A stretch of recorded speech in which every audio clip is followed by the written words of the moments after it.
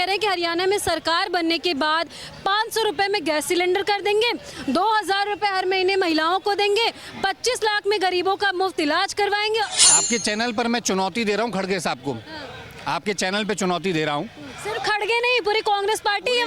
पूरी कांग्रेस पार्टी को चैलेंज दे रहा हूँ। मुझे एक राज्य बता दीजिए जहाँ 500 रुपए में सिलेंडर वो दे रहे हैं, जहाँ पर महिलाओं को 2-2.5-3 हज़ार रुपए वो दे रहे हैं, जहाँ 25 लाख रुपए का इलाज वो करा रहे हैं। एक राज्य का नाम बता दीजिए जहाँ तो रहे हरियाणा में हमें बनाइए, हमारी सरकार बनाइए, हम ये सब करेंगे। हमारे 7 गारंटी 7 वादे हैं इस बार। यही तो हम भी कह रहे हैं कि यही उन्होंने कहा था हिमाचल प्रदेश में कि हम ओल्ड पेंशन स्कीम लागू करेंगे, और आज वर्तमान में सैलरी देने तक के पैसे कांग्रेस पार्टी की सरकार के पास नहीं बचे। कांग्रेस पार्टी बार-बार जनता से झूठ बोलने का काम करती है। एकमात्र एजेंडा किसी प्रकार से बस सत्ता पर काबिज हो जाओ, उसके बाद देखा जाएगा। 5 साल लूटो, उसके बाद कुछ फ्री की स्कीमें बांट दो। बीजेपी पार्टी भी तो लगातार कई वादे कर रही है चुनाव से पहले, चाहे फिर अमित शाह हुए, चाहे योगी जी हुए, मोदी जी हुए, कहीं भी ये लोग जब भी संबोधन करते हैं तो कोई ना कोई मुद्दे को लेकर वादा जनता से कर देते हैं। उस पर क्या कहना है? क्या बीजेपी भी झूठा वादा करती है?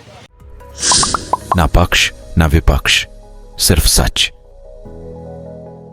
हरियाणा विधानसभा चुनाव में महज कुछ ही दिन रह गए हैं।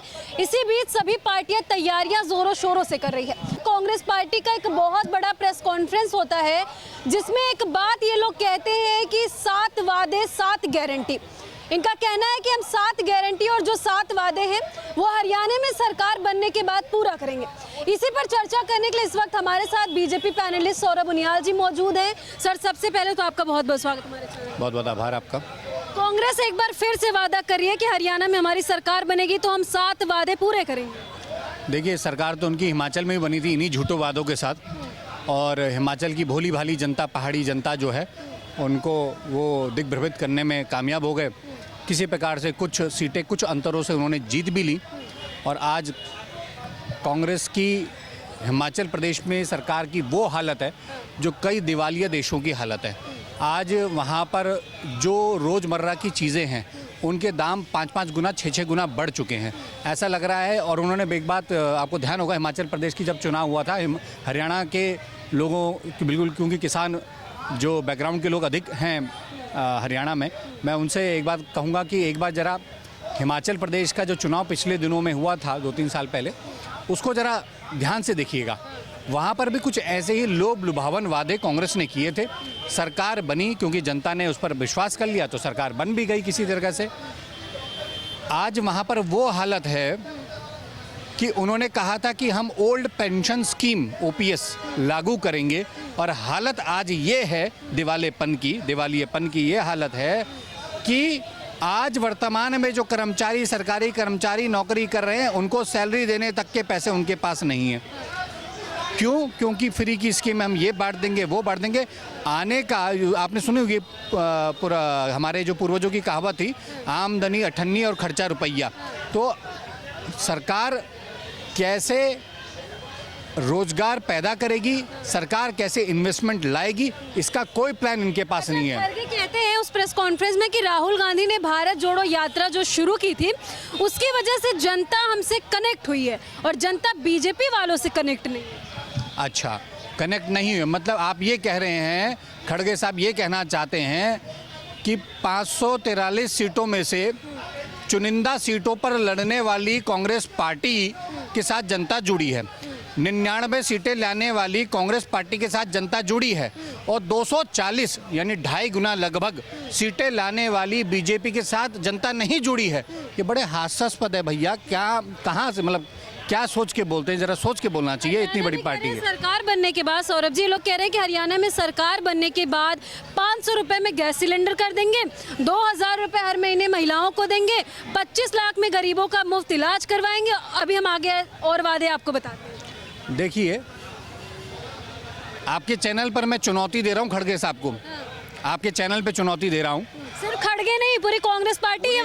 पूरी कांग्रेस पार्टी को चैलेंज दे रहा हूँ आपके चैनल के माध्यम से, पूरी कांग्रेस पार्टी को चैलेंज दे रहा हूँ।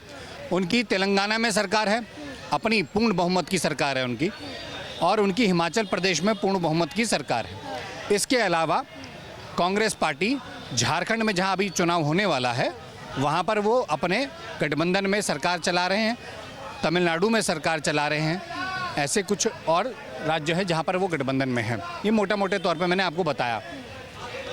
और कर्नाटक में उनकी अपनी पूर्ण बहुमत की सरकार है।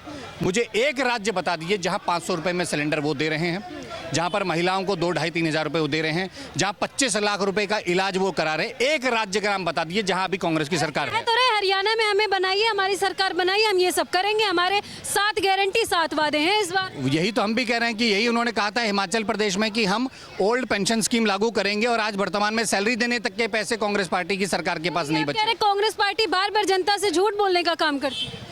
एकमात्र एजेंडा किसी प्रकार से बस सत्ता पर काबिज हो जाओ, उसके बाद देखा जाएगा। 5 साल लूटो, उसके बाद कुछ फ्री की स्कीमें बांट दो। तो क्या लग रहा है कि इस बार हरियाणा में कांग्रेस सरकार, कांग्रेस पार्टी जो है, सरकार तो अभी बनी नहीं है फिलहाल, जो वादे कर रही है इस पर जनता भरोसा जता के उनको जिता पाएगी या नहीं? क्या जनता भरोसा करेगी? देखिए 10 साल की लगातार कांग्रेस की सरकार रही।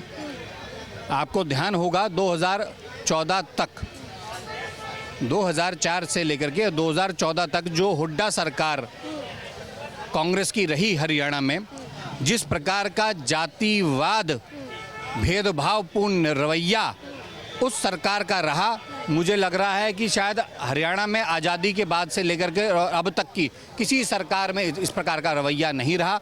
जिस प्रकार का भ्रष्टाचार इन 10 सालों में रहा चरम पर, उतना कभी नहीं रहा। तो फिर हरियाणा में आखिर विकास कौन कर रहा है? विकास की बात कौन कर रहा है? आप कहना किसको चाहते? कौन सी ऐसी पार्टी जो हरियाणा पर नजर डाले? हरियाणा के विकास। भारतीय जनता पार्टी हरियाणा में मूल मुद्दों पे बात कर रही है।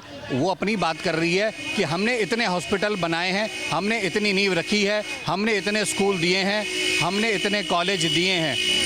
ये बीजेपी अपने काम गिनवा रही है। अगर जनता को लगता है, दिखता है कि हाँ ये काम हुआ है, तो जनता वोट क्यों नहीं देगी? अगर जनता को। सौरभ जी, आप बीजेपी पैनलिस्ट है, ठीक है, आप बीजेपी के सपोर्ट में बातें कर रहे हैं, जायज है। बीजेपी पार्टी भी तो लगातार कई वादे कर रही है चुनाव से पहले, चाहे फिर वो अमित शाह हुए, चाहे योगी जी हुए, मोदी जी हुए, कहीं भी ये लोग जब भी संबोधन करते हैं तो कोई ना कोई मुद्दे को लेकर वादा जनता से कर देते हैं। उस पर क्या कहना है? क्या बीजेपी भी झूठा वादा करती है? भारतीय जनता पार्टी ने केंद्र में ये बात रखी थी कि देश के अंदर स्वास्थ्य को लेकर के अपने आप में, क्योंकि इंफ्रास्ट्रक्चर उस प्रकार का गवर्नमेंट हॉस्पिटल्स का इतना बड़ा डेवलप नहीं है, इसलिए हमको प्राइवेट सेक्टर की मदद लेनी पड़ेगी। हम आयुष्मान, भारतीय जनता पार्टी जो काम कहती है, जो योजना के बारे में बात करती है, वो करती है। मैंने आयुष्मान का बेस्ट एग्जांपल आपको दे रहा हूँ। 5 लाख रुपए तक का इलाज, 5 लाख रुपए तक का इलाज बोला है, आयुष्मान कार्ड के अंतर्गत वो इलाज होता है। और मैं आपको बता दूं, मैं पिछले दिनों एम्स में गया था, दिल्ली में अभी हम बैठे हुए हैं, दिल्ली के लोगों के लिए उन्होंने कहा कि कार्ड नहीं बनेगा। तो मुझे लगा यार आयुष्मान भारत को सबके लिए है, वो तो सारे भारतवासियों के लिए है, तो फिर ये आयुष्मान कार्ड दिल्ली वासियों के लिए क्यों नहीं बनेगा?